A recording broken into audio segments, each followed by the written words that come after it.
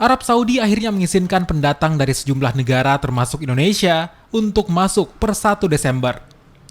Kebijakan ini pun disambut dengan baik. Sejumlah warga bahkan mulai mendatangi Biro Perjalanan Umroh untuk mencari informasi, termasuk aturan baru umroh di masa pandemi COVID-19. Sebelumnya, calon jemaah umroh dari 20 negara, termasuk Indonesia, menunda pemberangkatan sejak 2 tahun lalu akibat kasus COVID-19 yang meningkat. Nah, setelah dibukanya umrah ini, kita mengucapkan semua syukur Alhamdulillah.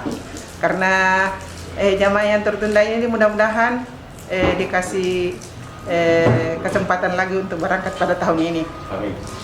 Jelas Pak, kalau seumpama dibuka satu pintu di Jakarta, masuk asrama haji di sana 3 hari, di karantina bulan 25 hari, jelas ada tambahan biaya. Karena masuk di asrama itu masuk ada biaya makannya, biaya penerbangannya, apanya di sana pasti ada.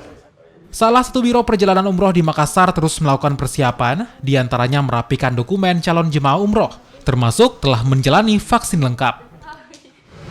Jadwal rencananya kita itu dari kemarin-kemarin, kalau memang sudah terbuka itu kita akan jadwalkan di 2022, itu mungkin Februari atau Maret gitu.